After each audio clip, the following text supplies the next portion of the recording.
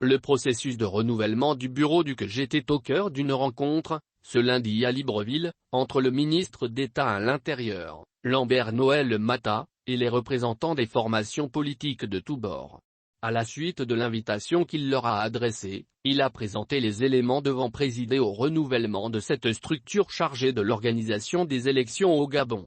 Donnant raison aux partis de l'opposition, Réagir, qu'il avait une nouvelle fois saisi, la Cour constitutionnelle a constaté, le 5 janvier dernier, la fin des pouvoirs du bureau du CEJ qui n'était pas parvenu à organiser une élection pour son renouvellement, dans les temps impartis par les textes.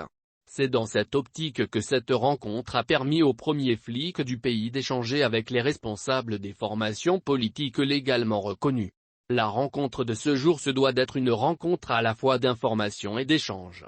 C'est un exercice qui m'est apparu nécessaire d'organiser en ma qualité d'interface entre les partis politiques de notre pays et le gouvernement de la République, et plus spécialement à l'approche du renouvellement du bureau du CEJ pour lequel, mesdames et messieurs les responsables des partis politiques, vous constituez l'un des maillons essentiels, voire le principal maillon pour la mise en place de cet organe, a fait savoir Lambert Noël Matta.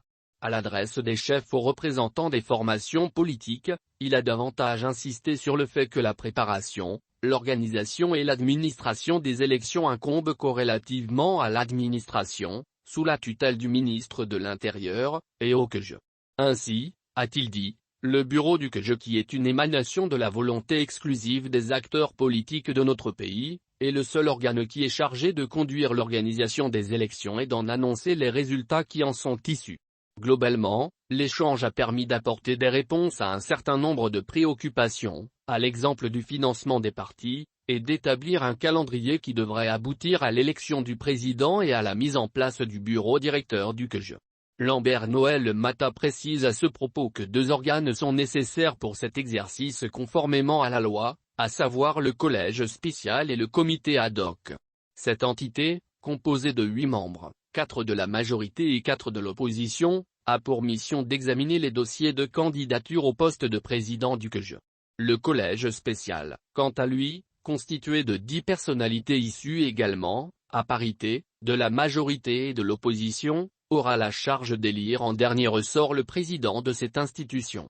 Présentant un agenda pour cette échéance, le ministre de l'Intérieur a annoncé que ces organes pourraient être mis en place entre le 24 et le 25 janvier.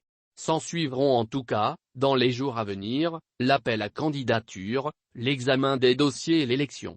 Mais avant, les leaders des formations politiques devraient envoyer les listes de leurs représentants au ministère de l'Intérieur. Pour Lambert Noël Matta, la structure pourrait être renouvelée d'ici au 30 janvier.